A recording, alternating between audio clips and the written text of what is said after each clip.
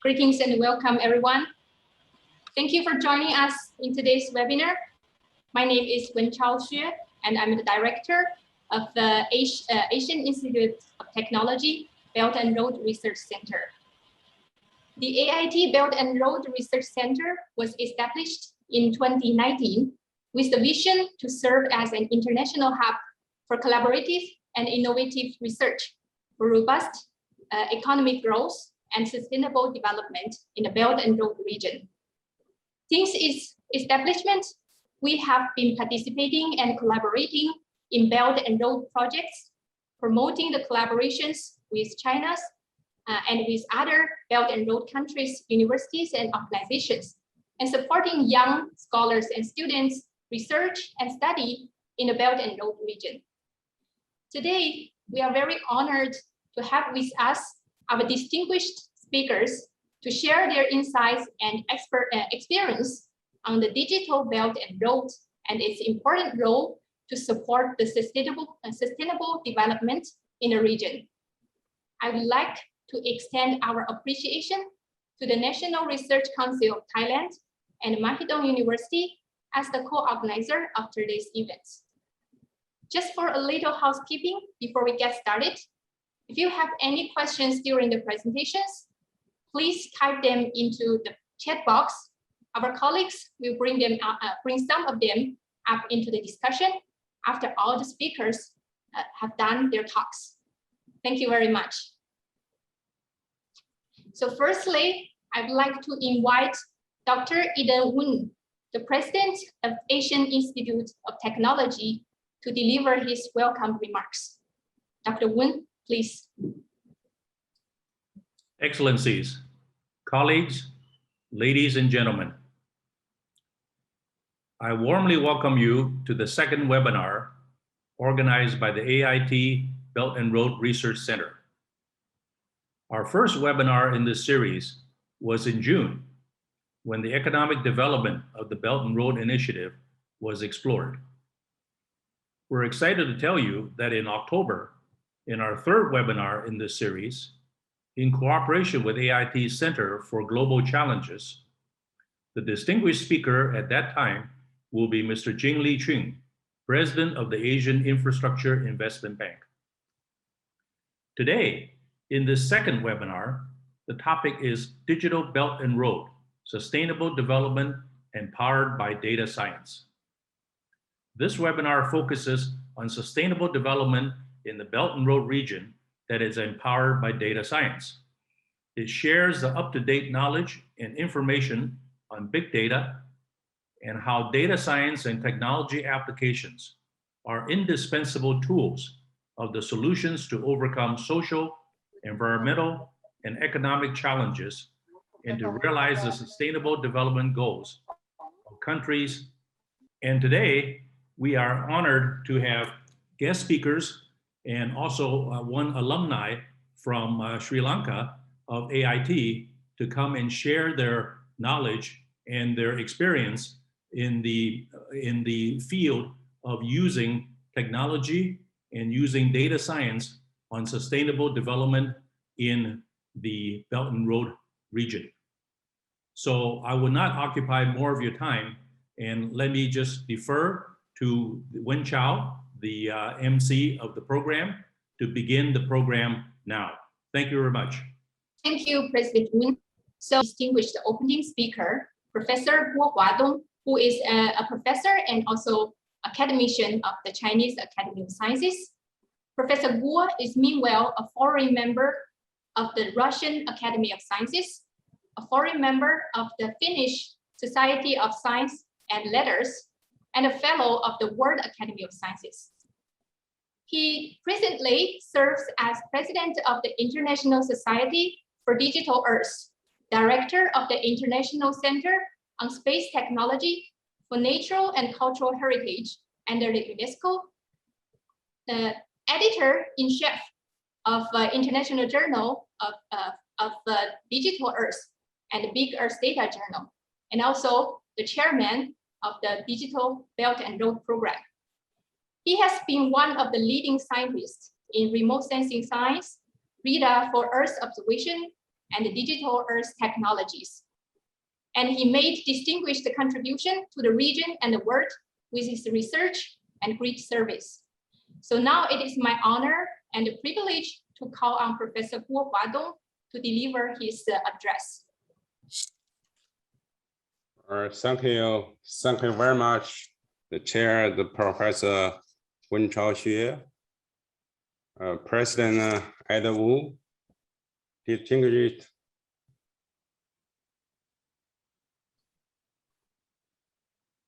guests, colleagues, friends, ladies and gentlemen. It's my great honor to have this opportunity to deliver several words at this seminar. I'd like to thank the IIT Bryan Road Research Center for your invitation. Let me speak at this webinar.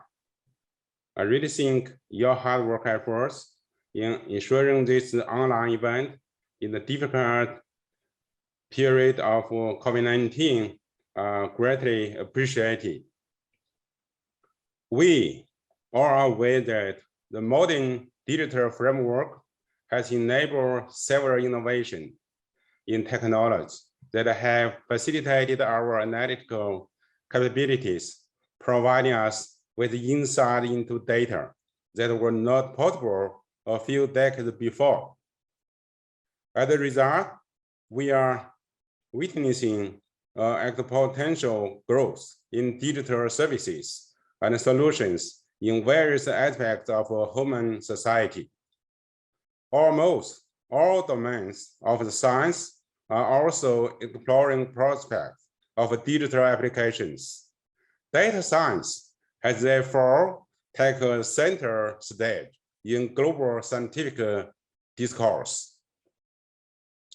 With much of the data science focused on improving and innovating digital service and products, there has been but little efforts on standardized data science concept for multiple streams of digital data that we are presently capable of harnessing.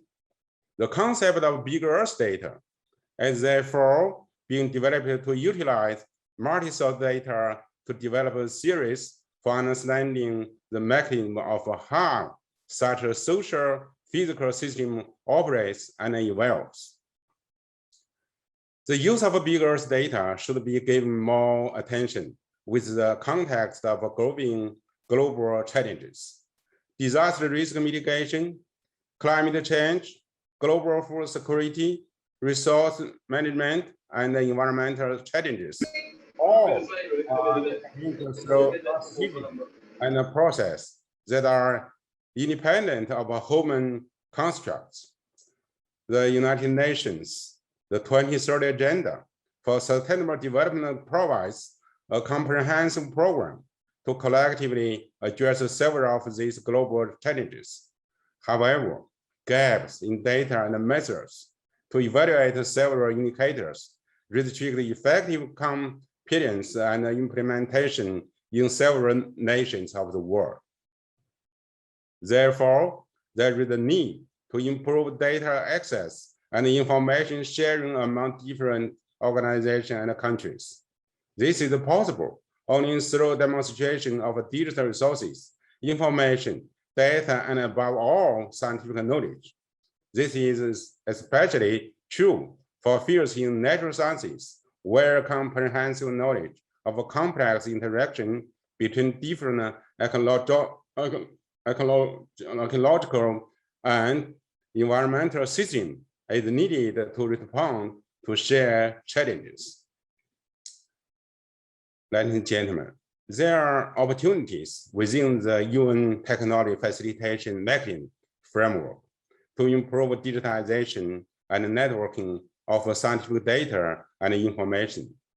This will not only enable a flow of knowledge and information to all parts of the world, but also help to foster and empower young talent to innovating and devising solutions for their communities by resource and information shared globally.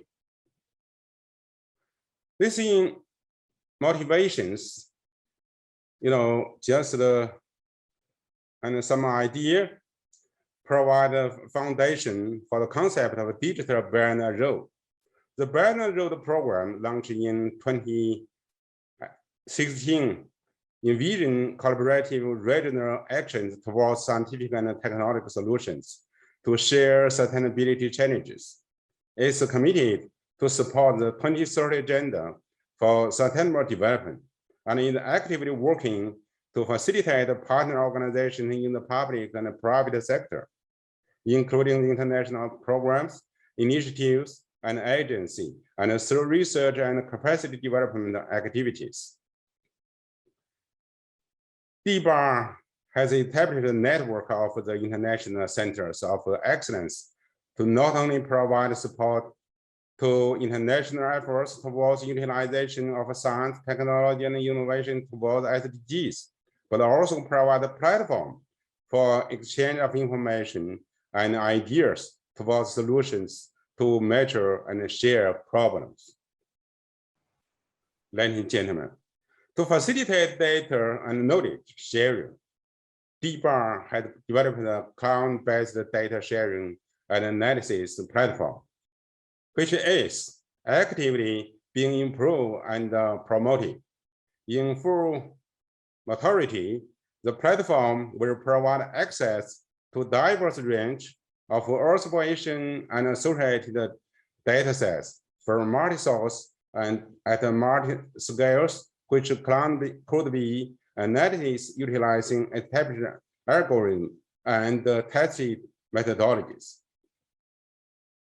DBAR really helps to provide a wide variety of scientific resources on this platform to its users to convert data into actionable information without the need to develop extensive infrastructure.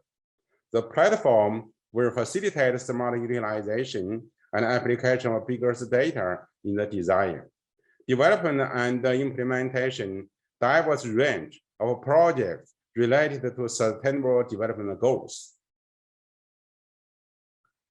DBAR efforts are driven by motivation to link policy with science and develop avenues to promote an adoption of a scientific method towards policy development and decision-making process towards sustainable development. In this context, DBAR is working to develop case study, model research, and therefore materials to attract young talents, senior researchers, and policy makers to utilize emerging technologies and data science methodologies towards innovative solutions to challenges, and for developing decision support for sustainable development around the world. Towards this end, DBAR has contributed serious reports on big Earth data in support of sustainable development goals, which were submitted as official documents to United Nations by Chinese government during 74th and 75th General Assembly session in 2019 and 2020 respectively. With the establishment of the International Research Center of Big Data for Sustainable Development Goals, we call the CBARS, there will be new opportunities for the DBAR program to improve scientific networking globally and facilitate achievement of its mission and vision. The SDG Science Satellite 1 is scheduled to be launched in this year in the coming October, which will provide exclusive data resource to the DBAR platform. Ladies and gentlemen, you know this will be the first satellite we call the very special satellite, SDG satellite. So you're welcome to use all of this data. So we are keen toward open collaborations on training, data sharing, and technology development towards implementation of data-driven solutions to monitor sustainable development. In the end, I'd like to express my best wishes to the success of this webinar, and I hope in the future, we can work together to build our common brand and road. Thank you. Thank you very much. Thank you very much, Professor Guo, for these encouraging remarks, and also with a lot of information on the new program, new progress of the DBA program. Thank you very much. Okay, so now let's continue our program. So now we are very honored to have our first keynote speaker today, Ms. Tian Miao, who is the program manager of the International Cooperation Center of China Satellite Navigation Office, a member of the expert team on international cooperation of Beidou navigation satellite system. She has been widely engaged in the internationalization of satellite navigation and promotion of international cooperation and applications related to the Beidou system. I believe that many of our participants today have a great interest in the Beidou satellite system.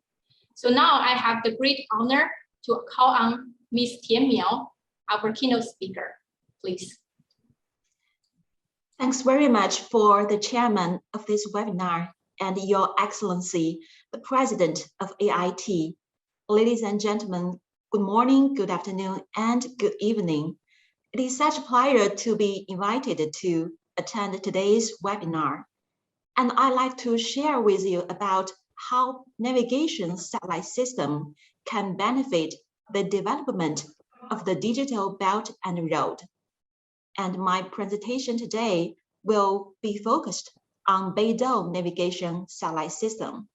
So from now on, I will share with you the presentation on Beidou navigation satellite system.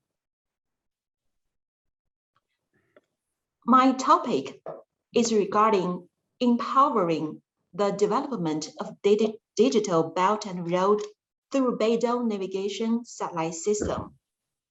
The Beidou navigation satellite system is developed by China, and my presentation will start from the system overview, system applications to the international cooperation and international applications. Firstly, let's come to the first part. As you may know, the Beidou navigation satellite system is a global navigation satellite system. Just in last year, on July 31st of 2020, Chinese president announced to the world that the Beidou navigation satellite system is formally commissioned. Thus, China became the country in the world to have a global navigation satellite system, opening a new era of global services. As you can see from this chart, starting from 1994 to complete the first step to build up Beidou 1 system to completing the third step of a global system, the Beidou system has been developed following a three-step strategy. It has reflected its evolving approach from regional to global and from active to passive. During its launchings, planning, and implementation of this project, more than 400 institutions, 300,000 researchers have participated in this engineering. Within 2.5 years, 30 satellites have been launched by 18 carrier rockets, which has set a new world record with high-density launches. And right now, the Beidou system can provide 7 kinds of services, including 3 global services and 4 regional services. Right now, I would like to introduce those services one by one. Firstly, is regarding the positioning, navigation, and the timing services for global users. As is shown by the chart, its service availability is more than 95% globally, and its service Positioning accuracy is better than 10 meters. Timing accuracy is better than 20 nanoseconds, and velocity measurement accuracy is better than 0.2 meters per second. So far, according to our global continuous monitoring and assessment results, the mirrored Beidou positioning accuracy is 2.34 meters on average globally, which means that whenever and wherever you are, its positioning accuracy is better than 5 meters. Well, the second kind of global service is International Search and Rescue Service. This service is in accordance with the International Search and Rescue Standards, namely COSPAS-SASET. China has joined such an organization to provide unique global search and rescue services. But I'd like to emphasize that a return link has been adopted by Beidou system. It can tell the user that the signal of distress has been received through the return link, which can greatly boost the confidence of people in distress and improve the efficiency and success rate of search and rescue. This function is going to serve the global users, and its service availability will be better than 99.5%. Well, the third kind of global services is called Global Short Message Communication Services.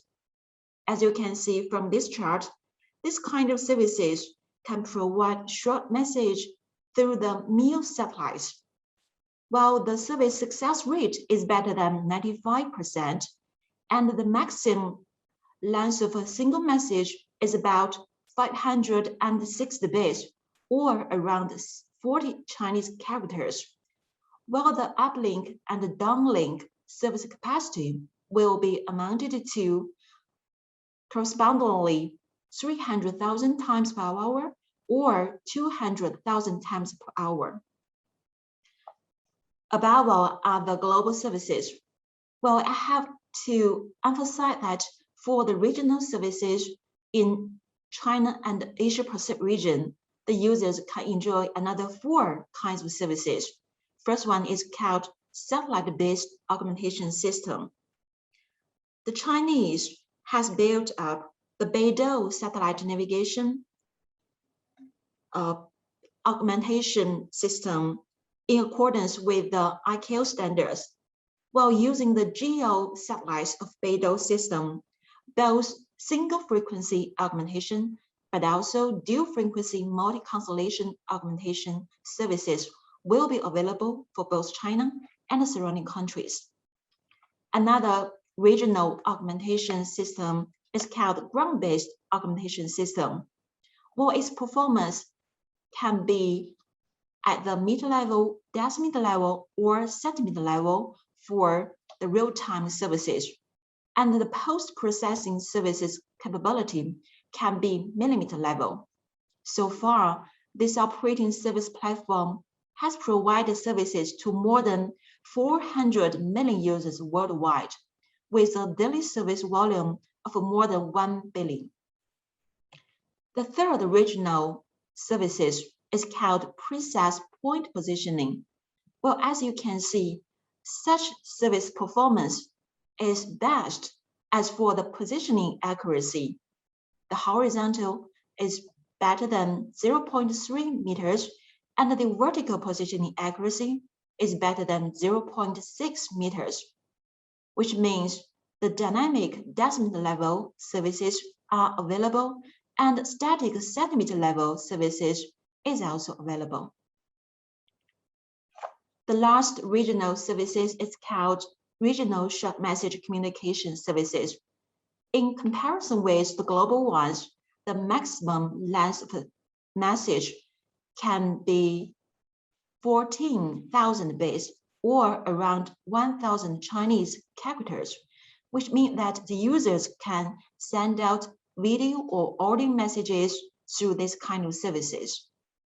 Above all are the 7 kinds of services of Beidou system, and more information is available at our official website, en.beidou.gov.cn.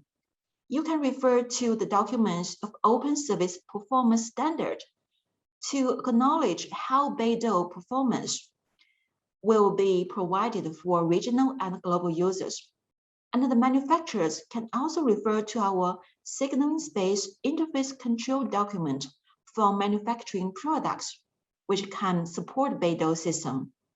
You can also get the latest information of Beidou system, such as our development trend and our description documents. Well, as we have learned about the system overview, then how it can be applied and benefit our daily lives. Right now, a complete industrial chain has been built up, integrating chips, modulars, boards, terminals, operational services platforms. And you can see that the domestic industry output value in China for this industry has been growing up by 20% every year. And just in last year, the output value amounts to 400 billion yuan RMB. Right now, the Beidou system has been widely applied in the following fields, such as transportation, public safety, disaster relief, agriculture, forestry, animal husbandry, fishery, and urban governance, serving national core infrastructure construction, and has generated significant economic and social value. Next, I'd like to list up several examples. Well, as you know, the smart government has adopted the Beidou navigation satellite system together with remote sensing satellites and the GIS technologies, which can provide several kinds of services, such as map, image data, 3D data, the spatial service, and data access service, etc. And in the mass market, Beidou has also entered the fields of shared economy and people's livelihood. Just in China, in the first quarter of this year, about 79% of smartphones have supported the BDS-based positioning functions. Well, how about the Beidou can benefit our daily lives? Well, as you know, since last year, the Beidou system has been widely applied in emergency response. In the field of emergency management, when faced with public safety threats and sudden disasters, เราอยู่กัน3 คนคงไม่ได้ไหม the Beidou system protect and safeguard people's lives and property, or just in terms of epidemic prevention and anti-epidemic. The high precision surveying and mapping based on Beidou provides precise plotting for the construction of our mobile camping hospitals. The drones and based on Beidou system can help to distribute medical supplies to achieve efficient disinfection and spraying. While in epidemic areas, the Beidou system has also warned geological disasters. Beidou has played an important role in the emergency management to provide disaster situation reporting in a quick manner. Another example is to elaborate the Beidou system benefits the surveying of the Mount Everest.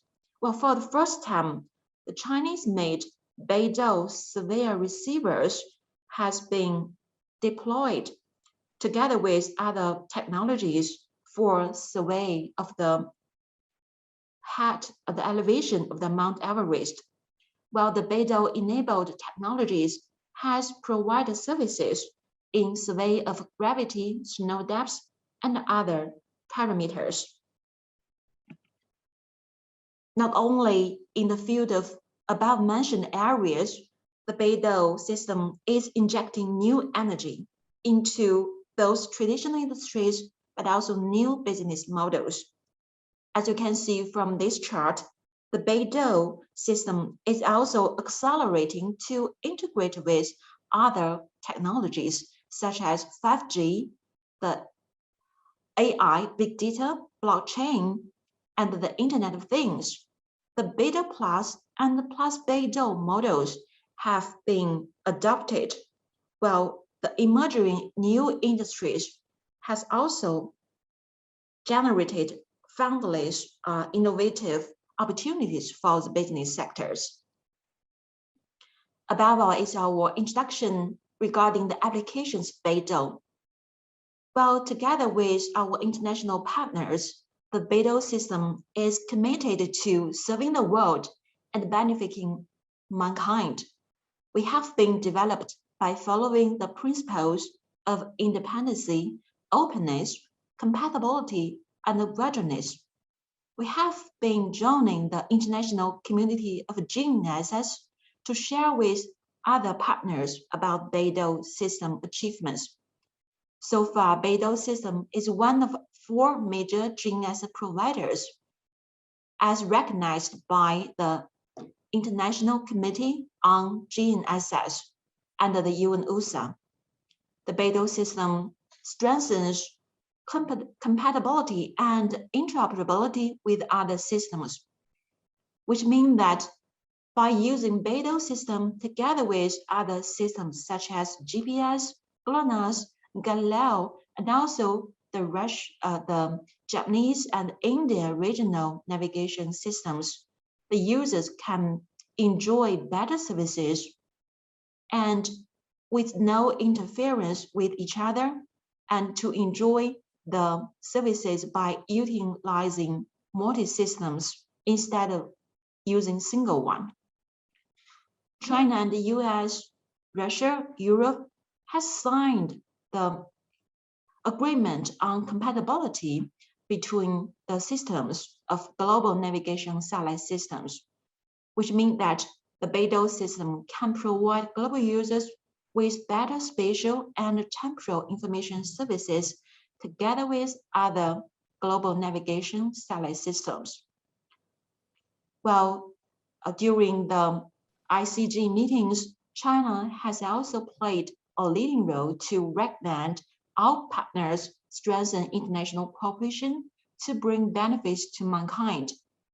And the technical innovation has also been emphasized to apply Beidou system together with other new technologies, to apply the new technologies for the generation of next generation satellite navigation systems. Well, we also attach much importance to cooperation with our partners in Thailand, Pakistan, ASEAN countries, etc. The Beidou Asia Pacific Tour and ASEAN Tour activities have been carried out with our partners, during which enterprises, research institutions, universities, business sectors, and governmental administrations strengthen the communication to work out solid cooperation framework and the practical cooperation projects. And the Beidou Cooperation Forum has also been organized successfully together with our partners in Central Asia, Saudi Arabia, and other partners in Arab countries. Along the Belt and Road, the navigation satellite system has played its role to serve the people's daily lives, such as in Tunisia, a Beidou center has been established, which serves as a communication channel for the platform between governmental administrations to strengthen communication and an exchanging and experience window for the general public, as well as a cooperation platform for industries, which allow the general public from all countries to better understand and experience the Beidou system. By sharing our achievements of Beidou system, the GNSS development has been promoted. And the International Organizations for Standards of Application Industries has also ratified Beidou system to satisfy the demands of global users. At present, Beidou system has been applied in more than half of the world's countries and regions in the fields of land property determination, precision farming, digital construction, and smart ports management, etc. I'd like to give you some examples. For example, in smart agriculture, by deploying the navigation satellite system, about 50% labor cost can be saved, and the management efficiency will be improved. The wide applications of GNSS receivers will help the local users to collect statistical agriculture data to achieve better efficiency. And the navigation satellite system can also play its role in construction and supplying of the infrastructure, such as in mapping of the Myanmar mines, and the mine vehicles will be also be deployed with the Beidou receivers for the scheduling and the production safety improvement. As for the construction of the skyscraper for the headquarters of the National Bank of Kuwait, the Beidou system and the global navigation satellite system has also played its role for the monitoring. For the smart port management, the Beidou system and global navigation satellite system has been benefiting the port controlling system to improve the efficiency. In other fields and countries, the navigation satellite system can benefit the improvement of efficiency for e-commerce applications, land property rights applications, and land mapping applications. So in the end, I'd like to conclude my presentation.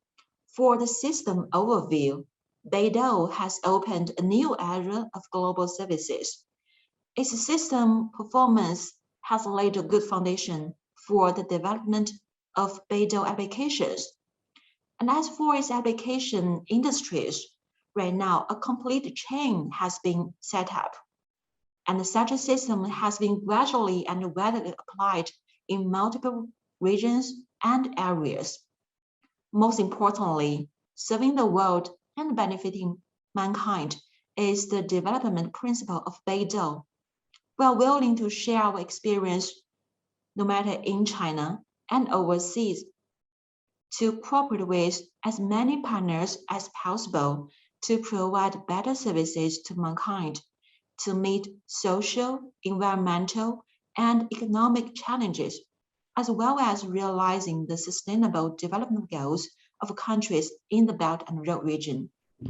Above all is my presentation. Thanks for your attention.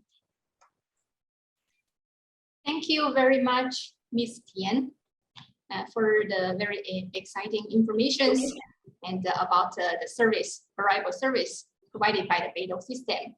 So although I myself is not a satellite expert, but I believe many of my colleagues working here who are working about the satellite systems will be very looking forward to explore future opportunities to work with the Beidou system.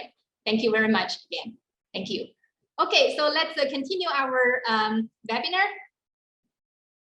So for the next, we are honored to have our keynote speaker, Professor Chen Fang, who is the Deputy Secretary General of the Digital Belt and Road Program, Executive Deputy Director of the CAS-TIVAS Center of Excellence on Space Technology for Disaster Mitigation, Secretary General of the Chinese National Committee of Integrated Research on Disaster Risk.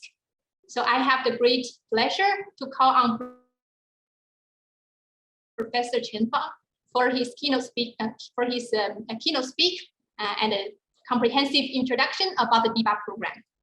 Professor Chen, please. Okay, I will share my screen. Okay. So I think that, yeah, okay.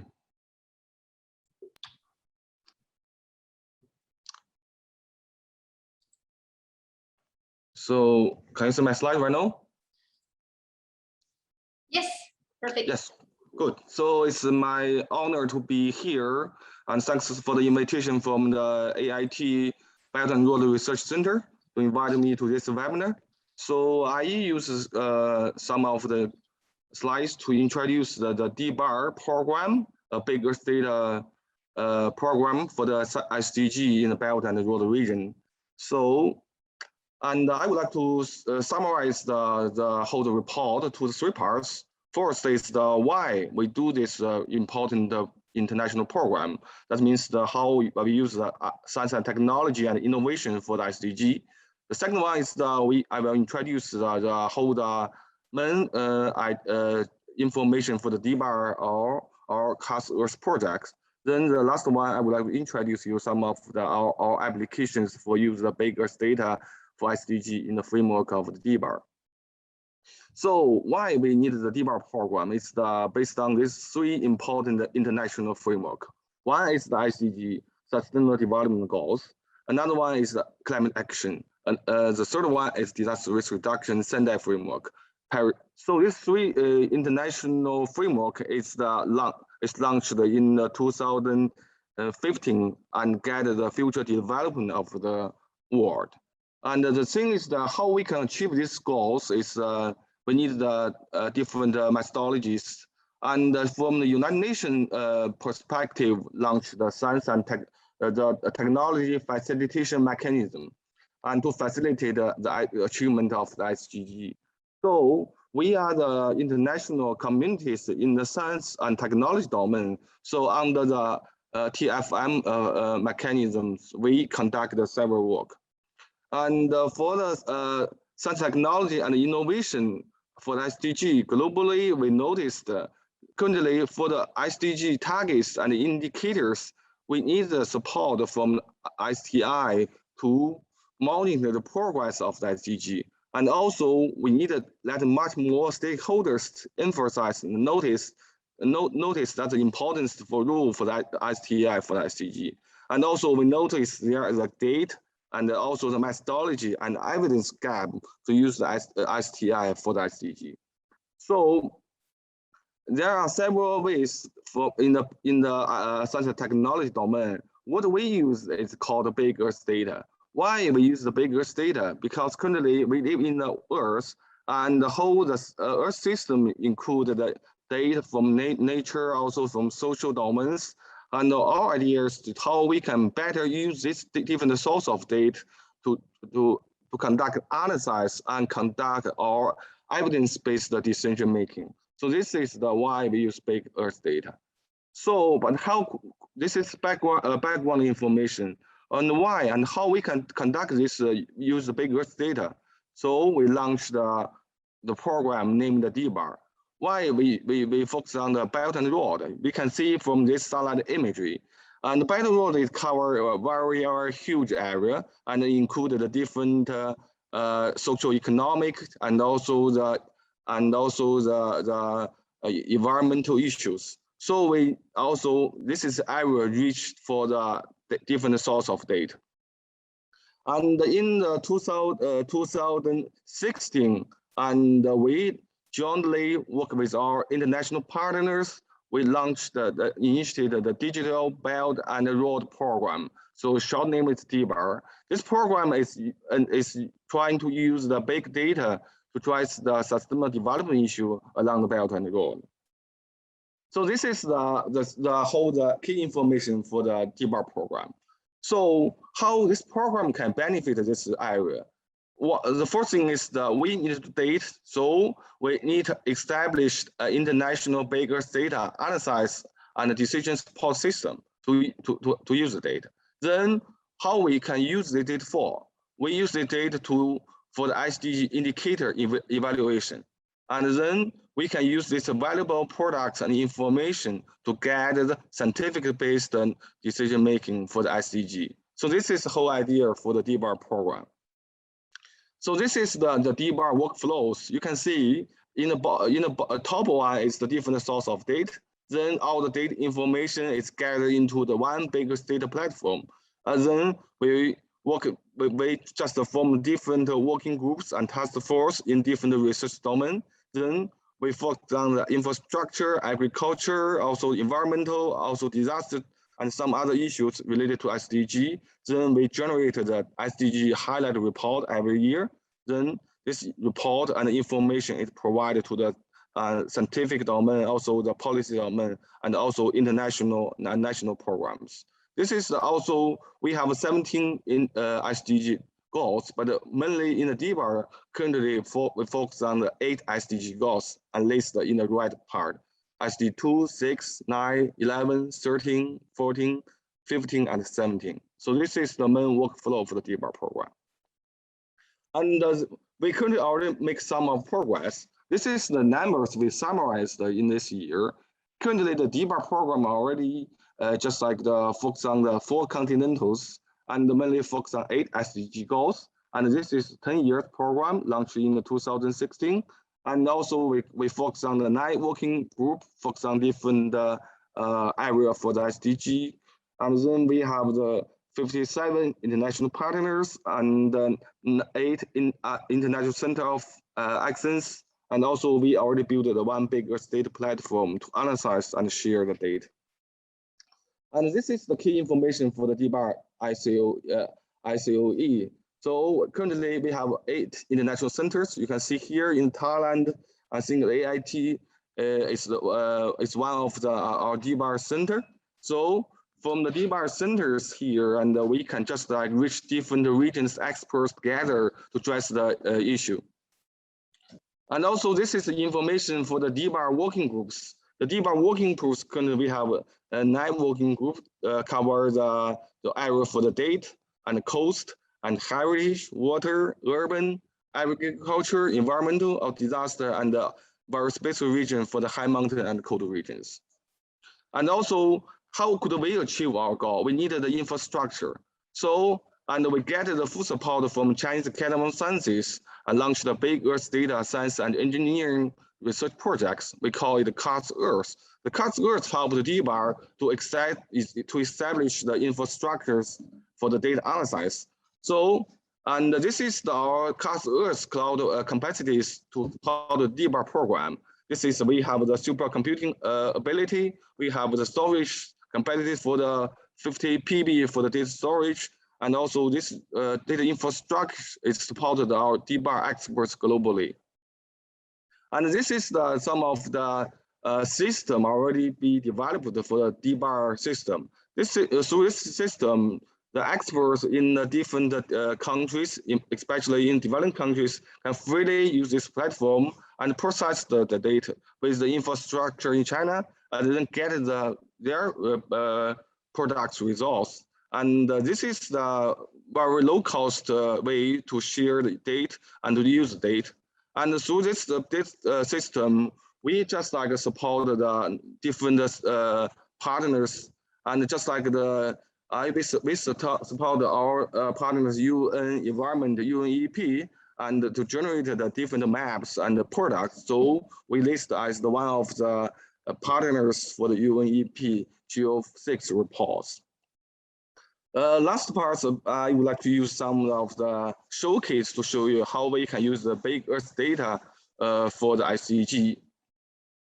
For the SDG, we mainly focus the 8, but in the current stage, we noticed the SDG 2, 6, 11, 14, 15, and 13. It's mainly close to the Earth system.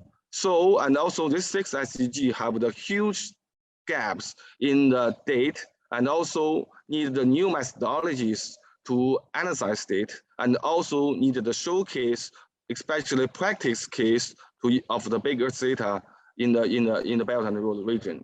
So, and we just like the work with our partners, we published one of the the paper in Nature, and to summarize the 5 priorities and how we can use the big Earth data for the digital Silk Road development.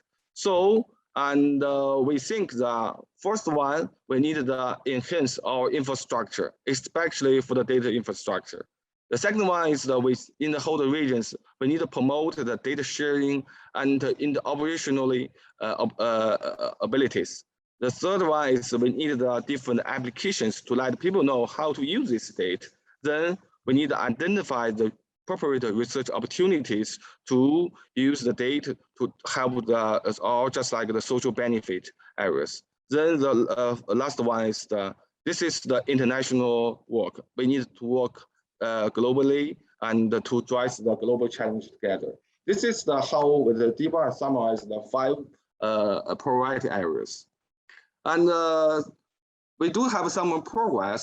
So the progress is we use data, analyze it, and we get some of the beautiful just like case to use the biggest for the SDG.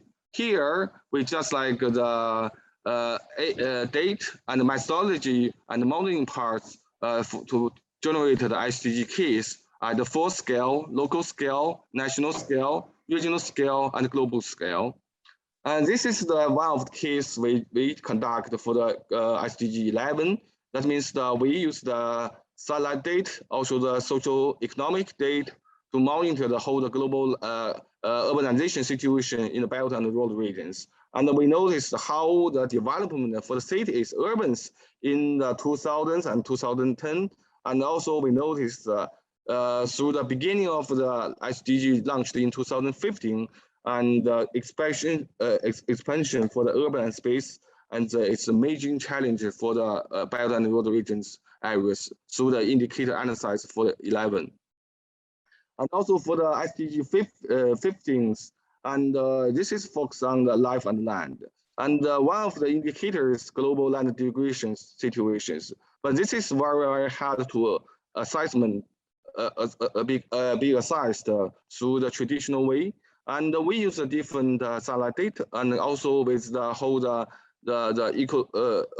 ecological data in the different countries provided publicly. And we just like have global land degradation maps. And also we noticed in the past 20 years, through 2000 to the 2015, so some of the countries do have the improvements, and some of the countries have the degradation, just like situation became seriously. And also we just give the numbers of China's make the good just progress on the whole land degradation protections in the past years. And this is the information is just like to be shared and to the experts, research communities, also shared with our policymakers. And so how could we share this? Every year we have summarized our showcase and to generate the report. We call it the Big Earth Data in Support SDG report. And this report in the 2019 and 2020, we just like the report it's been as the Chinese government's report for the 74 and 75 UNGA. So this is the very good just like showcase to sharing through this report.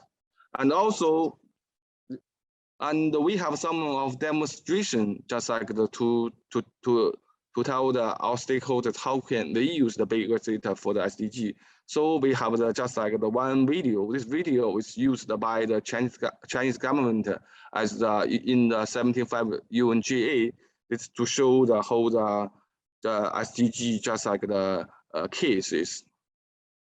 And also the whole Big Earth data system for SDG is be developed. So there is the web link for this system. So no matter you are the scientists, no matter you are the policymakers, you can through this website to get the data products and information you needed. And also, and because we have this just like the fundamental, just like the support, and in the last year, in 75 UNGA, the Chinese President Xi and announced that China will set up an international research center of big data for the sustainable development goals. So this is the new, just like the step for us to use the big data and the big Earth data for the SDG. So this is the center. We shall name it the CBARS, the International Research Center of Big Data for SDG. So the CBARS is the new center. Will be officially launched the next month in the September 6th. And the CBARS have the 5 missions. One is the develop SDG data infrastructure. The second is to have the provide new knowledge for the SDG monitoring, and then develop the theory of satellite for the SDG, and also the establish the think tank. That means transform the information to the decision information. Then the last one is capacity building, and to share the knowledge and to share the data and information, especially for the developing country.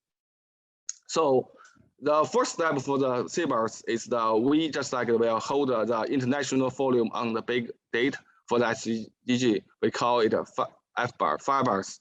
The FBARS is the international forum. Is open and will summarize and past and ongoing research work to use the big Earth for SDG, and also trying to use the STI to fill the SDG data gaps, and also implement the SDG progress through the science and technology and innovation. So I just provide you the web links for the FBARS. So this will be the launch for the CBARS. Also, there will be the important and open platform for the stakeholders to share the knowledge and share the information. And currently, we have several keynote speakers confirmed from the president of the International Science Council, and also from president of the World Federation of Engineering Organizations, WFEO, and also some many famous and experts and policymakers in the SDG domain. And so this is the keynote speaker information.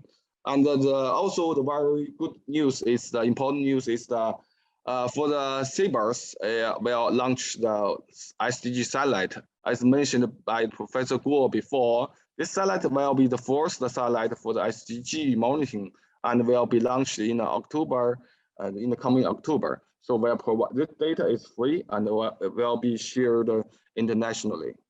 So my last slide is we know that for the SDG it's not the easy work. We need the collaborations. So for the DBAR, for the CBARS is open, and we would like to work with our partners from the Thailand, from the international organizations in the UN system, also in the Belt and Road countries to work together for addressing the SDG with the key of the big data. Thank you very much. This is my information I would like to share. Thank you. Thank you very much, Professor Chen. And on behalf of AIT, I also want to take this opportunity to convey our congratulations to the new center of the International Research Center of Big Data for Sustainable Development Goals, and also the new launched satellite. Thank you very much. Thank you very much. Yeah. Okay, now I'm pleased to have our next keynote speaker, Dr. Salvatore Verdis, who is currently an assistant professor in the field of remote sensing and geographic information system at AIT. His research combines and integrates a range of field-based remote proximal sensing technologies, and also advanced geospatial modeling. So after we look at quite the large scale of introductions, I would like to call your attention back to look at what is going on at AIT and also at the regional or local scales. So I have the pleasure to call Dr. Salvatore Verdis, our keynote speaker, please. Thank you, Dr. Wu Chao. Can you hear me?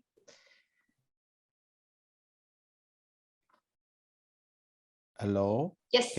Okay. So I will be sharing my screen. Okay, I'm not allowed to share my screen. Oh yeah, okay.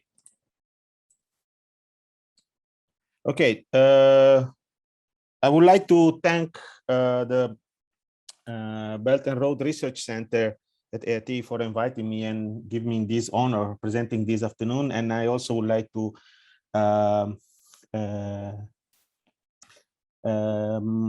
give my view on the role of geospatial information for sustainable development. While reading my presentation, I realized probably is a little bit didactic. So I will try to summarize and provide key points and findings. Why is not? Why is not? Okay, so the outline is divided, my presentation is divided into 3 parts. So just brief on definitions, then I will show what could be a new paradigm for data towards the achievement of the sustainable development, in particular sustainable sustainable development goals. And then I will give you a preview of some research findings from a recent research ongoing here at AIT. So I will not spend too much time on definitions because I guess that majority of the people in this webinar, they are aware about what geospatial data is and what are the sources of geospatial data, what means geospatial analytics, so processing that kind of data.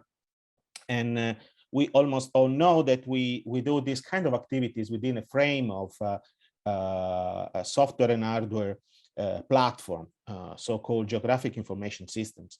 And I guess that majority of the audience also know the concept of sustainable development, this important paradigm of UN nation. But what I would like to do is to provide some examples, some view on why this geospatial data and geospatial science can be useful for a development that is supposed to be sustainable in the next future. So we all know that GIS and geospatial science and geodata science can be very useful in identifying problems. So understanding where a specific phenomenon is happening in space and possibly also in time. Several are the application manage and respond to events like earthquakes or other kinds of disasters. Set priorities before taking action. So understanding whether to intervene for recovering specific situations.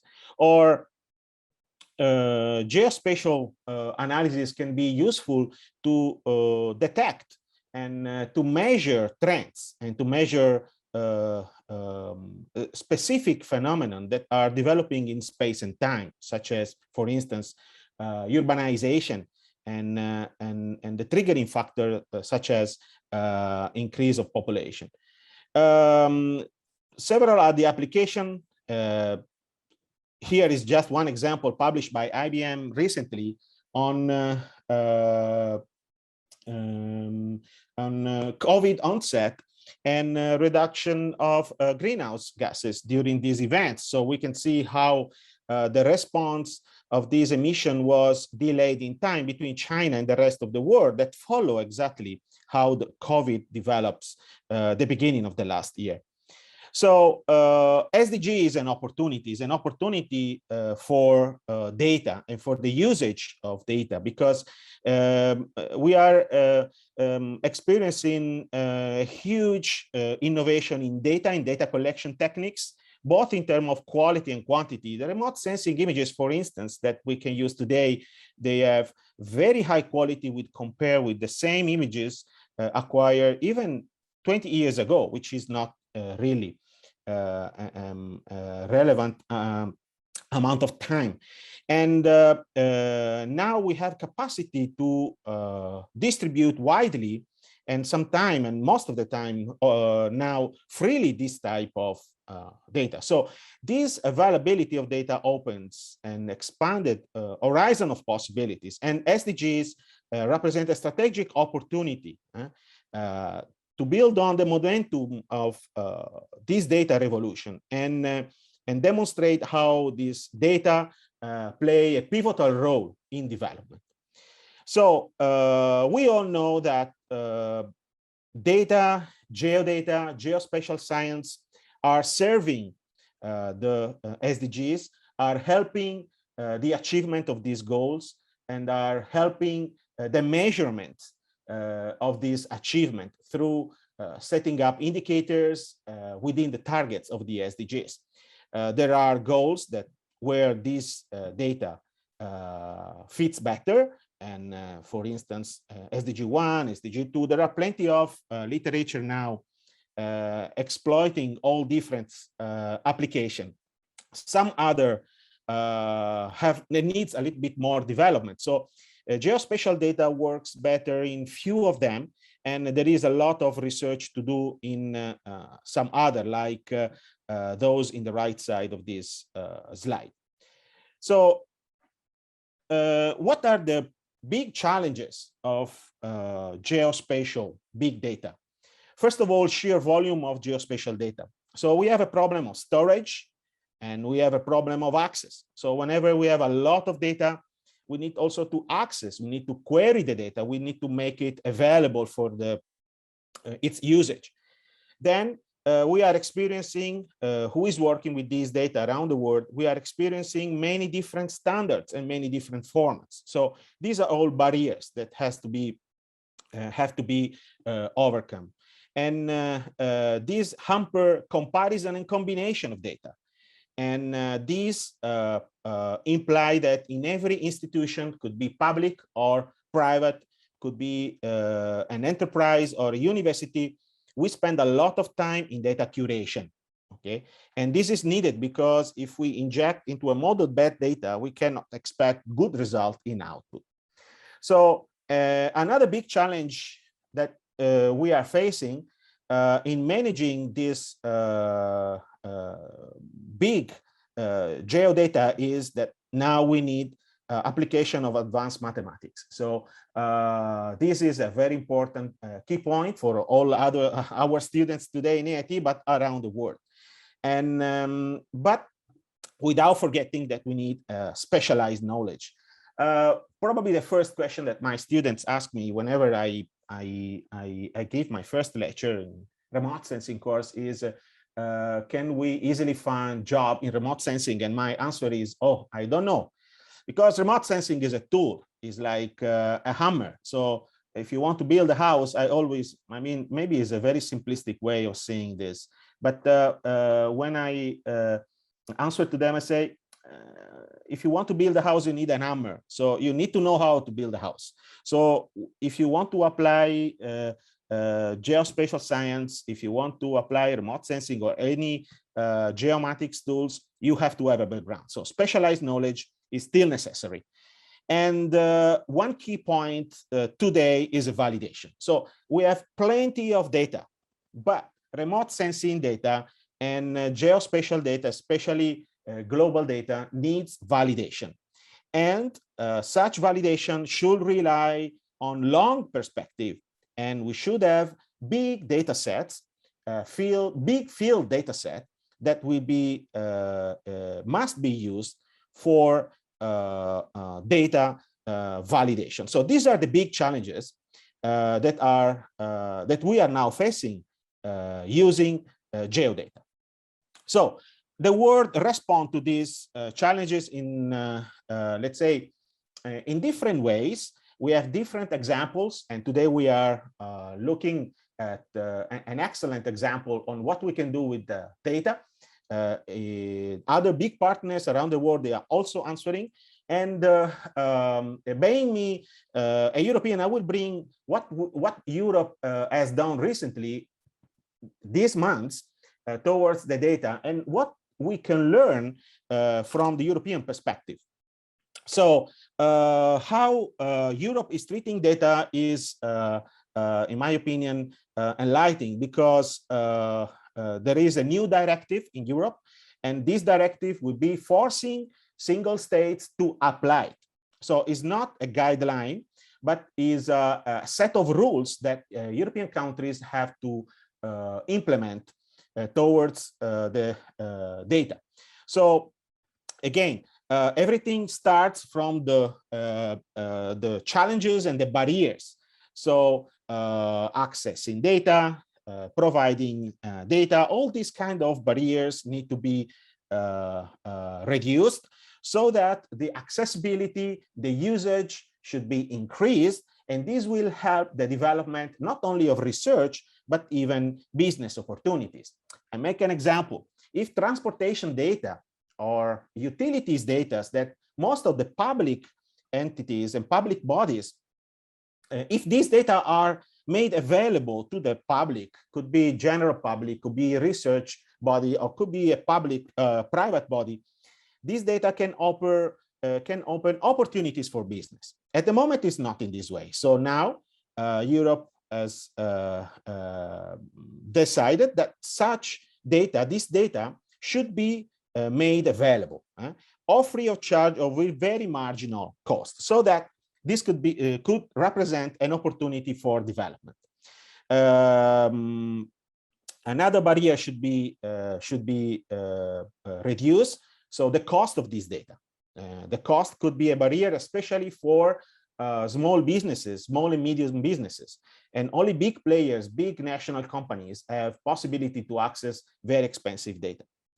And then we have to reduce the need of externalizing data processing. So those kind of activities that add an added value to the raw data. So this should be reduced. And this directive has set up goals. So to reduce the market entry barrier, to increase the availability of data, minimize the risk of excessive first mover advantage, and to increase business opportunities. These are very effective targets that the EU set up for the new concept, data reuse. This is a very important new concept, a new paradigm. And another very important concept is the establishment of the concept of high value data set. So not all data, they have the same value. So some data might have a higher potential we compare to some others. And statistics and geospatial data are exactly those type of data sets. So there are task forces and subcommission working exactly on designing this list so that those type of data will have priority and focus, so that every state will be forced and will be forced to share and deliver this type of data because they have a high commercial potential and so high interest for development. For instance, as I said before, public undertakings in utility sectors. So I will not spend again too much time on this, but this is the direction to take. So the direction is states have to understand that protectionism on data should be an old concept, and giving free access and giving access itself represent an opportunity for all the stakeholders, private, public, research, or business oriented. So this type of data that are listed here, geospatial data, Earth observation and environment data, meteorological data or climate if you want, statistics, company and ownership and mobility. These are the first big categorized high value data. And at the end of this presentation, I will be showing you what we can do with the three of this type of data and what we are doing here in AIT with a specific case of one project, but in many projects here in AIT. So personally, I am leading a project called Climate Change Risk Assessment for Southeast Asian Lakes. This has been founded at the end of last year by APN, Asian Pacific Network for Global Change Research. It has a duration of 3 years, and AIT is the leading partner. And we are involving several partners in the region from Thailand, Vietnam, Malaysia, Laos, and Cambodia. And we are focusing mainly on SDG 15 and SDG 13. So what the main pillar of this project is to do not generate new data, but use available data. So this is exactly what I was saying before. What we can do with these data, what kind of added value we can have, we can generate to this data, and what kind of new insight and information. So how we can transform a data into an information. So we are using 3 types of data sets. Geospatial, this is coming from a data set called HydroShed. That is a kind of hydrological big data set that is dealing with the stream networks, watershed boundaries, drainage direction, flow accumulation, without entering the technicality of this data set. This is one of the data set we are using. It's a global data set, and we are cutting just one subset in the whole Southeast region, mainland Southeast Asia region. Another data is coming from up here. This is a service provider from USGS, where we can download several remote sensing based data. This is an excellent example of service of data, where we have very excellent control on data quality, which is necessary now to have a good result, and different kind of remote sensing data products, and we can have bulk downloads, so we can download huge data set. Then we also use climatic data sets, again from this region, from Cordex Southeast Asia exercise. This was another project run in this region, led by a Thai university and involving several other research centers here in Southeast Asia. So we are using this climate data set, which is publicly available. So how we are using, just one example. We are focusing, in this project, we are focusing on more than 4,000, let's say, water bodies. And among these 4,000 water bodies, we are focusing on 80 in specific. And in a very specific exercise, we are looking at how the ecological conditions are changing. We are trying to measure some of the water quality indicators, including water surface temperature.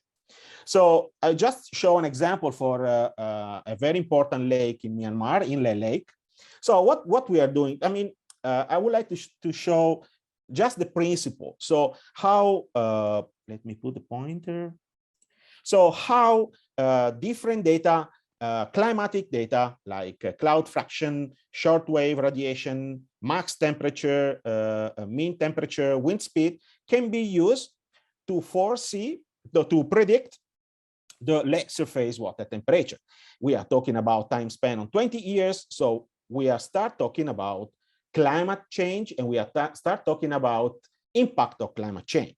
So we can infer information on how our climate or combined climate and land use change has affected the lake's condition. So this is the main aim of our project. And just using already existing data set, we are giving a new view on those lakes in the whole Southeast Asia region. So now we can say what was the increase of temperature in those lakes in the last 40 years, and what will be the projected change of water surface temperature in the next 60 or 70 years. So, and this is just a preview for this, prepare for this seminar. We know with the statistical, of course, approach, saying what you mean, we can say which lake will be cooling, or which lake will be warming faster or not warming in the next year, or which is the lake that was warming or cooling in the last 30 years all over the region. So this is an example, GIS example of how we can produce new information, new views, new insight from existing data set. Small exercise, but concrete. So what we can conclude from my personal view on the role of data, geospatial data, and sustainable development. For sure, the importance of these data is undeniable. Nobody can argue against this concept. So data is a strategic asset, but this strategic asset is not strategic if it is not made available. And data is a renewable resource, is one of the few renewable resources. So we need this data made available, made accessible for free of charge or with marginal production cost, and should be actionable and timely accessible. This is a new paradigm. So open data policy and data reuse is a new paradigm where we have to all go and where all countries have to go. So there are countries that are more advanced in this sense and some other countries that have to work on it. So the access to data, for instance, my experience here in Thailand is excellent, but not all countries are so generous with the data users. So I think there is a lot of work to do in this region, and what we have listened today, the role of Belt and Road exercise and initiative is essential and pivotal. So this is where we have to go, and in my opinion, this exercise should not be an exercise that we do in our university corridors, in our silos. But data is still there, tools are still there, softwares are still there, brains are there. What is needed, in my opinion, and what we should take as a lesson learned from other exercises is this has to be implemented together with policies. So if there is not a policy frame, all these efforts towards data sharing, data generation, quality control of data will not be very effective. This is of course, my personal view, but I think that this is where all of us, everyone, scientists, general users, private sectors, all the big stakeholders, they have to go, everyone with their own aim.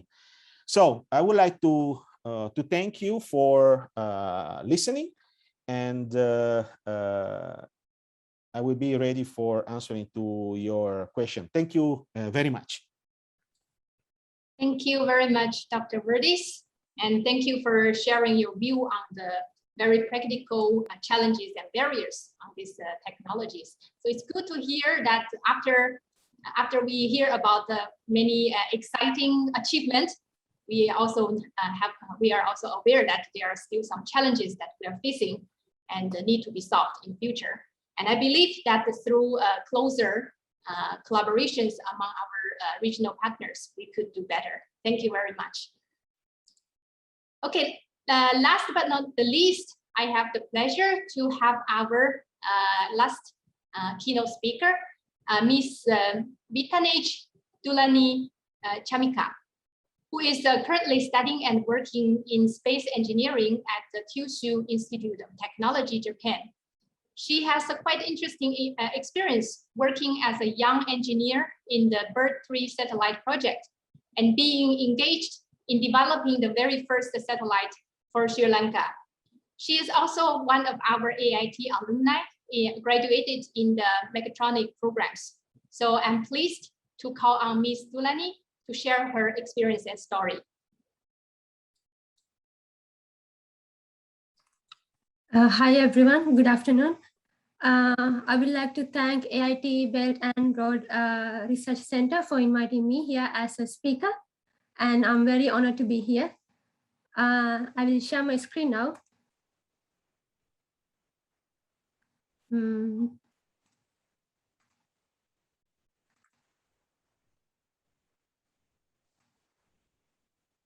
So I will be talking about BIRD-3 satellite project, where we built 3 satellites, including Ravana 1, Nepalisat 1, and Ugusu. So currently I'm a PhD student in Kyushu Institute of Technology, Japan, and this is our lab, Laboratory of Lean Satellite Enterprises and In-Orbit Experiments. I would like to remind everyone here that if you are chasing your dreams and targets, if there is a will, there is always a way. Let me share my story first. I graduated from AIT in 2014 May. I did mechatronics engineering as my bachelor's. And then I worked as a research assistant in mechatronics lab in AIT under Professor Manukit from 2014 July to 2015 July. This is a picture of AIT ISC where the mechatronics lab is located. And then after 2015 July, I went back to Sri Lanka and worked in Sri Lanka for 2 years. And in 2017, I received this PNST scholarship to study Masters in Space Engineering in Kyushu Institute of Technology. So this PNST scholarship is a program by UN USA and the government of Japan in cooperation with Kyushu Institute of Technology. UN USA is the United Nations Office for Outer Space Affairs. And then I worked in the Bursary Satellite Project from 2017 October to 2019 February. This is our development stage. And currently I'm a PhD student in Space Systems Engineering.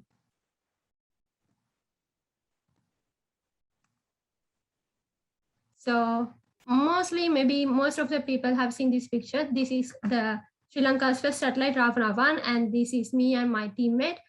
This picture was taken before we deliver our satellite to JAXA.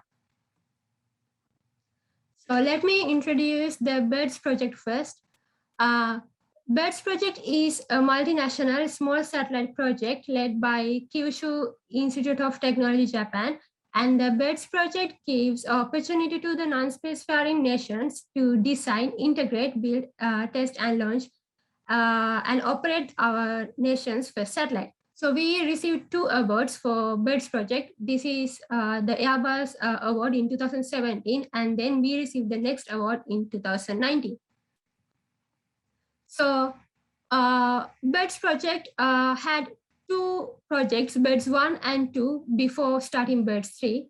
And this is the mission statement of BIRDS 3 project. So the mission statement of BIRDS 3 project is to build Sri Lanka's and Nepal's first satellite while improving the standardized bus system for future missions and give continuity to previous missions from BIRDS 1 and BIRDS 2. So this is the logo of the BIRDS 3 project. You can see the participants countries here, Nepal, Sri Lanka, and Japan.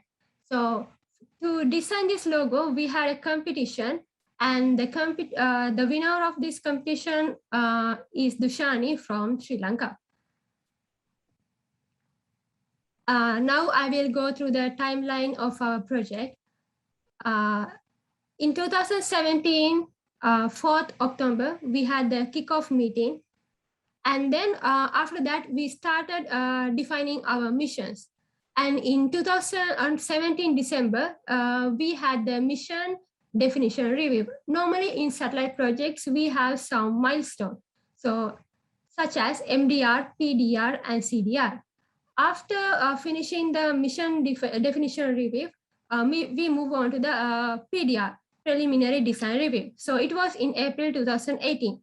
And in this part, what we did was we checked our subsystems and missions individually and checked the performance.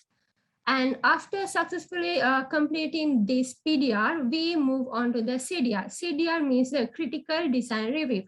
In critical design review, what we did was we already had built engineering model. That means it's an engineering model of the satellite, and where we already integrated all the subsystems and mission. And also we did testing to check whether that EM the engineering model can survive in the space environment, and the vibration, and then several more testing. I will talk about those in the coming slides. And then we move on to the flight model. These are the real flight models of the Bird-3, Ravana-1, Nepali Sat-1, and the Ugusu. And after completing the flight models of the satellite, we delivered our satellites to JAXA in 2019, February 18th. After that, the launch was in April 2019. So our satellites were taken to the International Space Station through Antares rocket.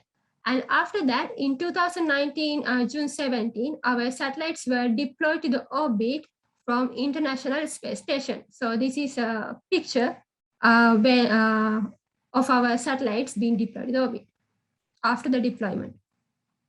And now we are in the operation stage.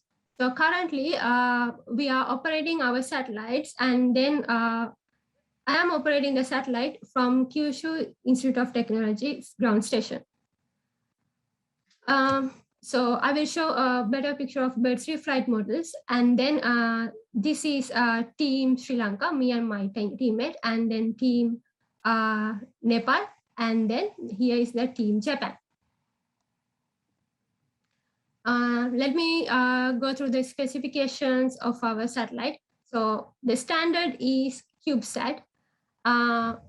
This actually belongs to the category of nano satellites.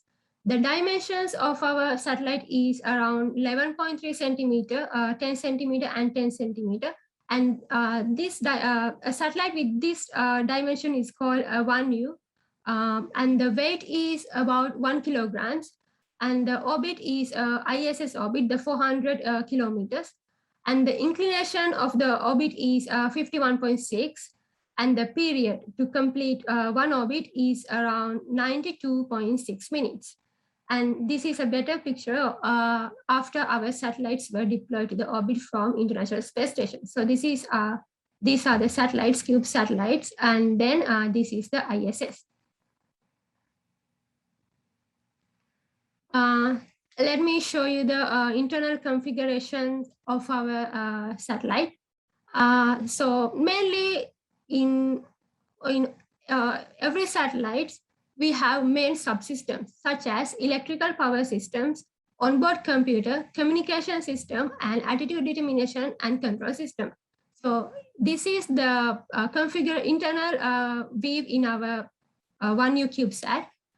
First, we have the front axis board, and then we have the battery here, and the next board is the onboard computer, and next we have the communication board, and this is the LDM. LDM means LoRa demonstration mission board, and then we have the imaging and the ADCS board. Imaging means the camera mission, and then we have the rear axis board. In our project, in the rear axis board, we have a magnetic talker designed inside the second and third layer to stabilize the satellite. And then also the rear axis board was used to reprogram the microcontrollers of mission boards after closing the satellites. And then we have the -X board, and actually this is the antenna board. And all these boards are getting connected to this backplane board. So, and next, I will talk about the missions of our project. First one is the camera mission. Camera mission is the objective was to social outreach and take the picture of the countries. So, and then we have the attitude determination and control system. Actually, it's a mission in our project. We try to do active stabilization using PCB MTQs. This is the MTQ that I mentioned, which is designed in the second and third layer of the PCB. And then we have the LoRa demonstration mission, and then we have the backplane board mission. So in the LoRa demonstration mission, the main focus was to check whether the LoRa module can survive the space environment and the launch, thermal, and the radiation. So in the next one, the backplane board mission, what we try to do is we try to reroute the lines by programming. So this is what we used for the backplane board mission. Since I mainly worked on the ADCS, I would like to give some introduction to what we did. The main objective of the ADCS is to verify the stabilization of the satellite attitude by low power magnetic token. Since you can see our satellite is quite small and we have limited power, limited mass and the space. So since we have these limitations, it's quite challenging to do active control in a 1U CubeSat. So I designed magnetic tokens inside the PCBs using the second and third layer. So the MTQs are in the -Z solar panel, -Y solar panel, and -X rear axis board. And this is the overview of the ADCS. We have the sensors, actuators, and control algorithm. So the sensors that is inside, which we used are the magnetometer, the gyroscope, and the GPS. And the actuator is a magnetic token, and the control algorithm is a B-dot control. So B-dot algorithm is a control algorithm where we can use to stabilize satellite using the magnet reading from the magnetometer. And to operate our satellites, actually, we have a ground station network. This is this picture showing the birds 1, birds 2, and birds 3 countries, and also it's showing the Paraguay, one of the birds 4 countries. So if one ground station is down, still we have several ground stations that we can keep downloading the data from our bird satellites. So I mentioned earlier that we have several testing to do before delivering our satellites. So one is the vibration test. Normally when in the launch, we have to check whether our satellites can survive in the launch environment, especially in the vibration. So that is why we have to do this test. This is the flight models of the Bird-3 satellites, and we are trying to do the vibration test. And then the TVT. TVT means the thermal vacuum test. Thermal vacuum test is to check whether the satellite can survive in the worst hot and worst cold temperatures. So this is a vacuum chamber, and we normally put our satellite into this vacuum chamber and check the performance. We do the missions, we check the performance of the satellite when the satellite is inside this chamber. And also one of the another test is to do long range test. Long range test is to check whether our satellite whether our satellite can communicate with the ground station. So we normally take our satellite to a mountain, and then we try to communicate with our ground station from the satellite. So this is me and one of the teammates. We are doing one of the long range testing. And then for the ADCS also, we have to do several testing. This is checking the performance of the magnetic token. So this is a square chamber. This is a vacuum chamber, and we put this. This is called the air bearing table. This table, and we normally put this air bearing table to this chamber, and then try to give some velocity to this table, and then check whether our ADCS system can stabilize this table. And this is this picture is taken in the clean room of QTech, and we are testing the FM software. And this is me testing the FM software for ADCS. So now I will focus about the pictures that taken from Ravana 1. We have taken several pictures. I will show 4 of them. So this is one of the pictures. Actually, this is the first picture that we took of Sri Lanka from Ravana 1. And this picture shows the second one shows the south side of Sri Lanka. And then here also, this is another picture of Sri Lanka by Ravanavan. And then the fourth one is showing the portrait between Sri Lanka and India. And actually, this picture also shows the ancient Adams Bridge, and also it's called as Rama's Bridge or Rama Setu. So that is also visible in this picture. And also I would like to say that it's actually a nice feeling when you see your own country from your own satellite. So this is the end of my presentation. Thank you very much. Thank you very much, Ms. Tudani. I think your story will encourage more young scientists and engineers to work for their home country and also the region. Thank you. Thank you very much. Okay, so now we come to the question and answering section. So actually we received quite a number of questions, but in the interest of time, we select one question for each of our keynote speaker today. Okay, so please, my colleague, share the screen for questions from the audience. Please, please go back to the first question. So the question is, how will the Beidou satellite system integrate with 5G technology and expand its application in the future? Could you share some of your opinion? Okay, thanks for the question. Well, 5G and the navigation satellite system attracted was much attention from the audience. Well, from my point of view, 5G mainly features with high broadband, low latency, and multi-party connectivity.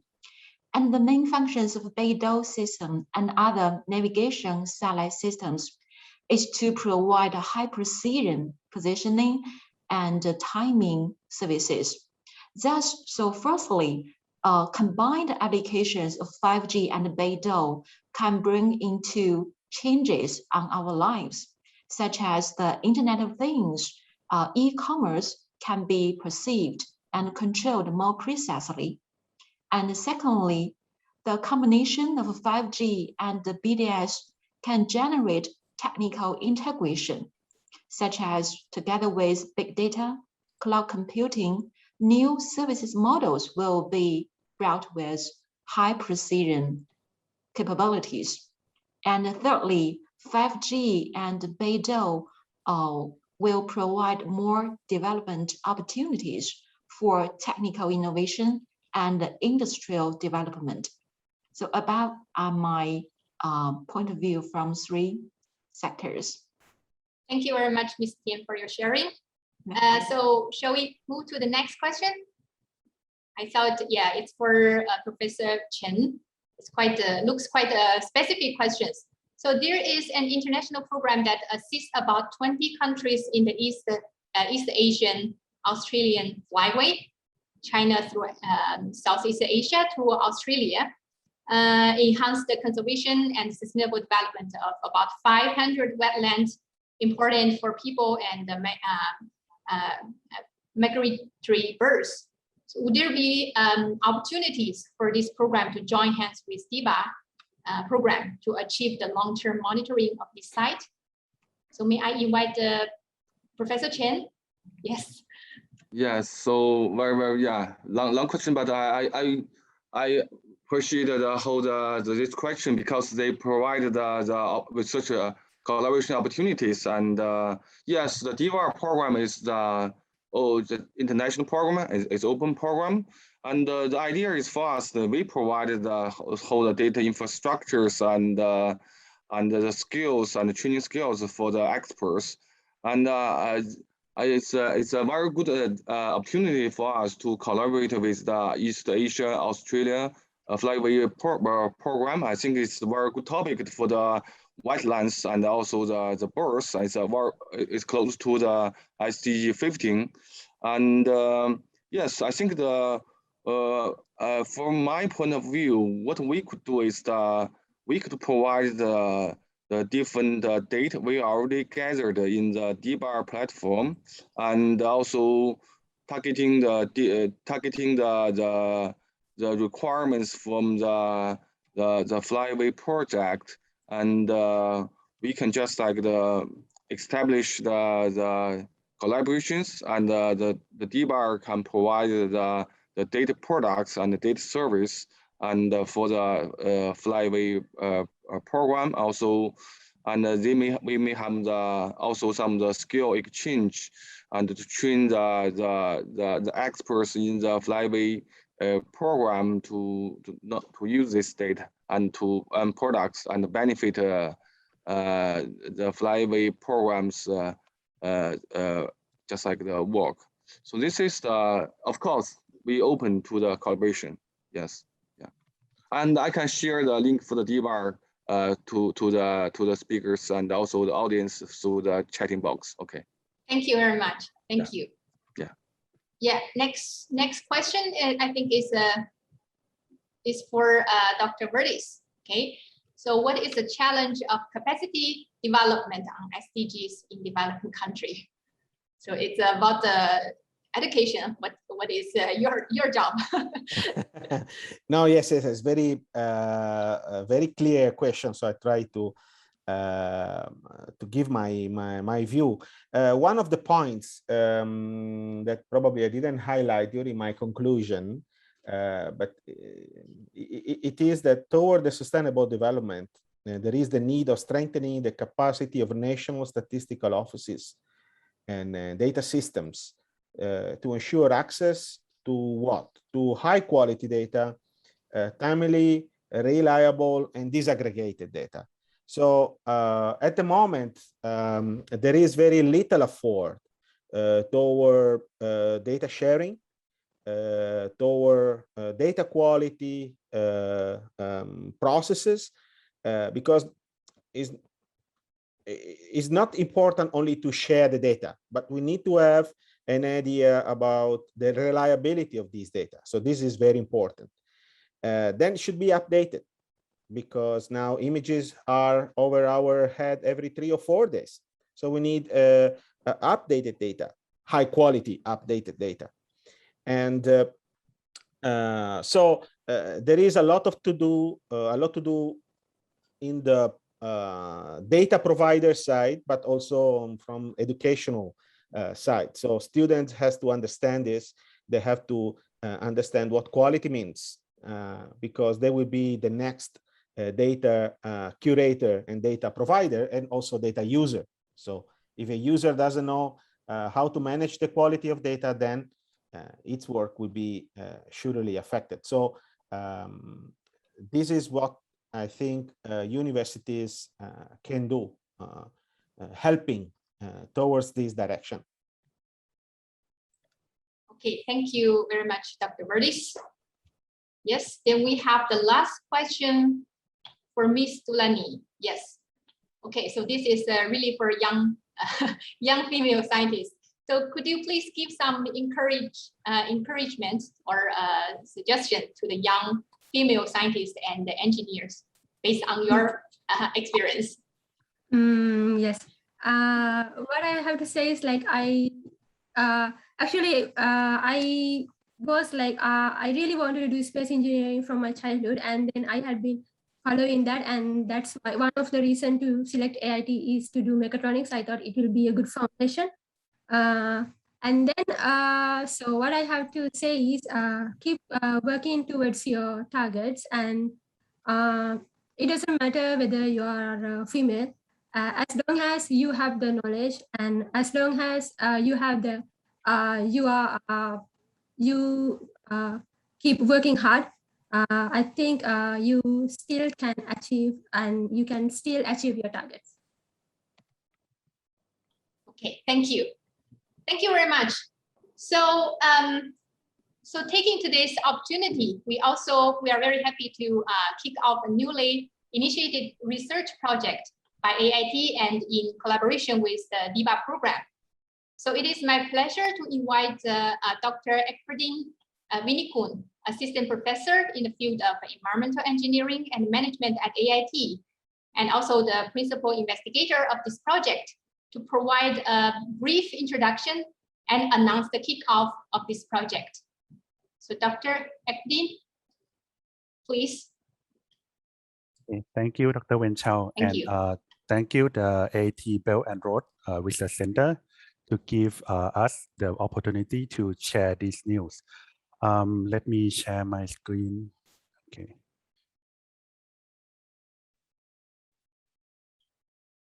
Okay, so so the project is the application of the Big Earth data in the support of the Sustainable Development Goals in Thailand. And this project was is recently funded by the National Research Council of Thailand.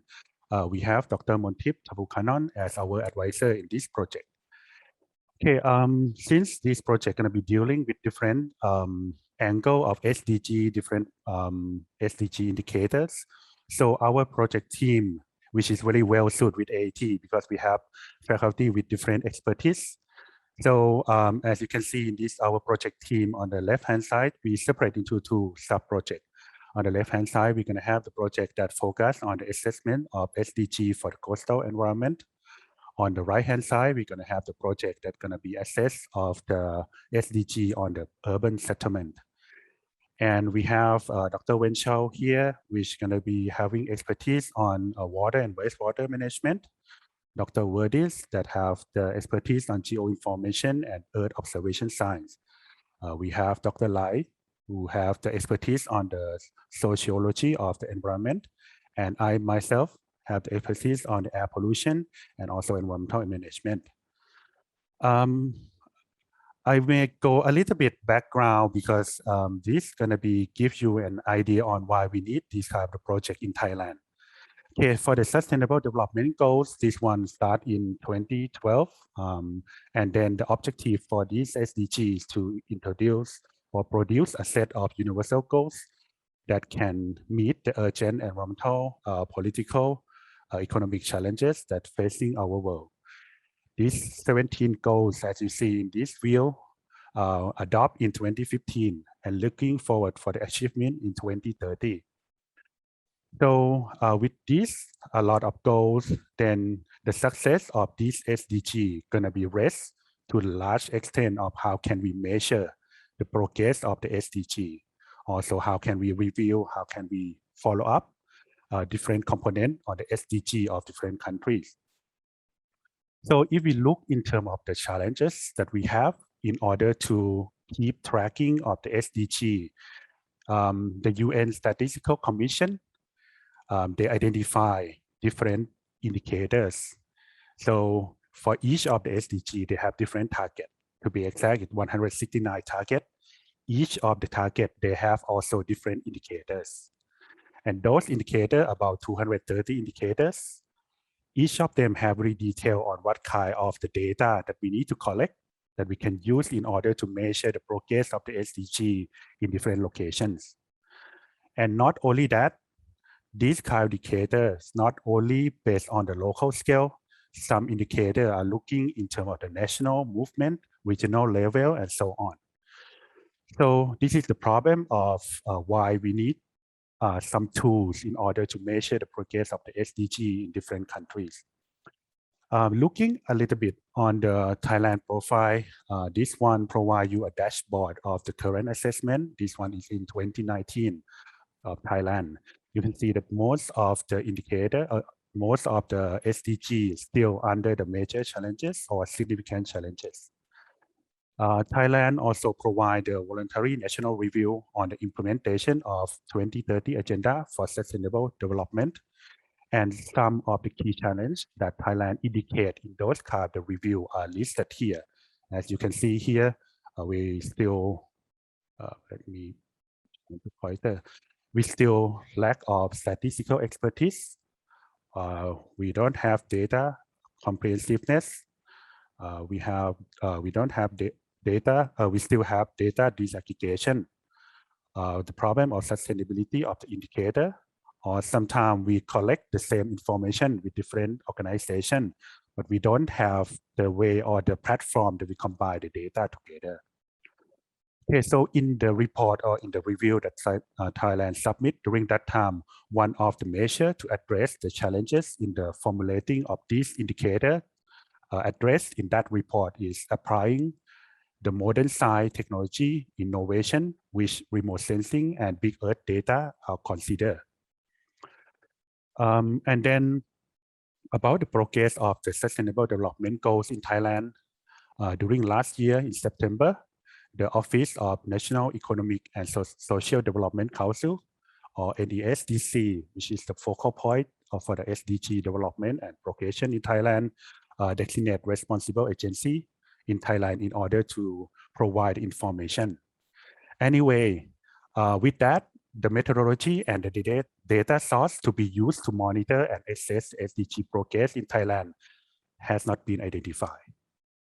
So that's going to be the major challenge for different agencies that need to provide this information back to the NESDC. So the project team led by our project advisor, we went to talk with the NESDC and then propose the project of using the big earth data in order to measure the progress of the SDG in Thailand. And the SDC has shown the interest in using the big earth data to help monitor the progress of SDG in Thailand and also develop a common data platform. Okay, I will not go into detail in this one because I think since the beginning of this session, you have learned a lot about the big earth observation technology, and Professor Cheng also provide in detail of what kind of advantage that we can get or the data that we can get from the big earth observation. But again, I would like to emphasize that this big earth data observation can give a great potential to address the global challenges in terms of the environment, natural resources, energy, disaster, and also can facilitate the sustainable development. In our project, the main project objective of this project is to generate and also apply the big earth data for monitoring and assessing selected indicators associated with the SDG. For this, we have 4 specific objectives. The first one is we want to generate and also use the big earth data to fill in the missing data and provide new sources of data for the evaluation of the select SDG indicator. We would like to apply and contextualize the new proposed scientific-based methodology and also framework to evaluate the SDG on the basis of the big earth data, technology, and models. We also would like to provide lessons learned from the application of big earth data into the assessment of the SDG implementation. And last one, we would like to provide the implication and also recommendation for the integration of big earth data and technology in the policy formulation and implementation toward the SDG achievement. Okay, for the concept in this project, we will focus on 4 selected SDG, SDG number 2, SDG number 6, number 11, and number 14. And for each of the SDG, we will focus on some of the indicators which the big earth data can be very helpful in order to provide information to fill in the data gaps and also the knowledge gap that we don't have.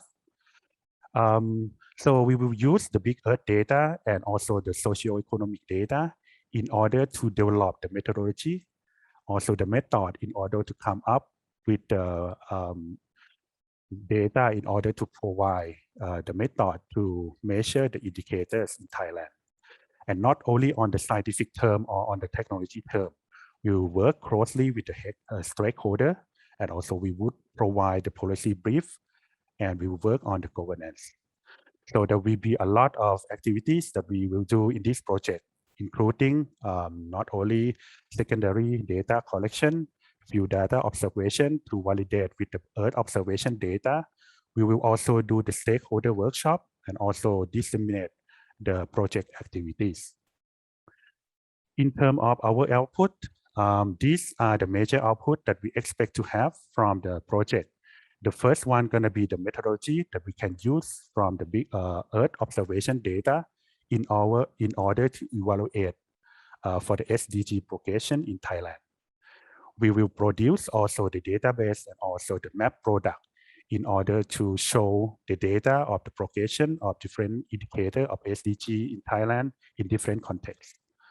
We will also provide the publication in terms of the scientific report as maybe similar to the DBAR example. We're going to be providing the report like using the Big Earth data for SDG monitoring and evaluation on the case study of Thailand and so on. We will provide also the policy review, governance analysis report, and also the international journal publication. The user that can use the data from the project going to be the Office of National Economic and Social Development Council, which is the major focal point of the SDG in Thailand, and also other responsible agency that going to be using these type of data in Thailand. Okay, with that, I would like to invite all of you to come with me to virtually kick off the AIT and RCT project on the application of the Big Earth data in the support of the Sustainable Development Goals in Thailand. Thank you. Thank you very much, and congratulations to Dr. Abedin and the project team for this good academic initiative at AIT. Thank you very much. So now, dear colleagues and ladies and gentlemen, we are almost the end of today's webinar. Before we close today's event, may I invite Dr. Eden Woon. Hello again, everybody. May I, provide closing remarks, please. Hello again, everybody. I hope that you are as excited as I am to hear the commitment and the vision and the work of what the speakers are talking about. Because what they're talking about is exactly what AIT is. AIT's motto is social impact with innovation. And we're talking about BEDO, we're talking about DBAR, we're talking about other technology, remote sensing. We're talking about things that will help us to solve the world's environment problems. And this is what AIT does. And so thank Professor Kuo from the Chinese Academy of Science. I thank the speakers from DBAR and BEDO. I thank our faculty. And of course, we're very proud of our alum from Sri Lanka, who is a graduate of ours, who is deeply involved now in space technology. And all of this, I think, will tell you that AIT is moving forward and applying leading edge technology to help our traditional mission of working on sustainability and working on social impact. So thank you very much for coming today. And as I said, in October, we have a distinguished speaker coming in, who is the president of the Asian Infrastructure Investment Bank. And we look forward to seeing you at the third seminar. And Dr. Wen Chao, I think you have some finishing remarks. Yes, thank you, Professor. Thank you, Dr. Eden Woon. Dear colleagues, we are now really reaching the end of today's webinar. So again, joining Dr. Woon, I would like to express my appreciation to all the speakers today for sharing their expertise and also valuable contributions. And my deepest gratitude also goes to all of our participants today, our co-organizers, partners, and staffs who make this event successful. Thank you very much. So to further facilitate and the knowledge and also exchange the experience on Digital Belt and Road and its essential roles in supporting sustainable development, we are also now working closely with the National Research Council of Thailand, Digital Belt and Road Program, and also Mahidol University in preparing and organizing a series of DBAR expert talks on Big Earth data for sustainable development goals. So I cordially invite you to pay more attention to our future announcement. And then at the end, I would like to emphasize again, which has been announced by Dr. Eden Woon in his remarks, that Mr. Jin Li-jun, the president of the Asian Infrastructure Investment Bank, has kindly accepted our invitations to be the distinguished speaker in our next webinar. So please stay tuned for our following events in October. And I look forward to seeing you again in next time. So have a nice day and thank you. Goodbye.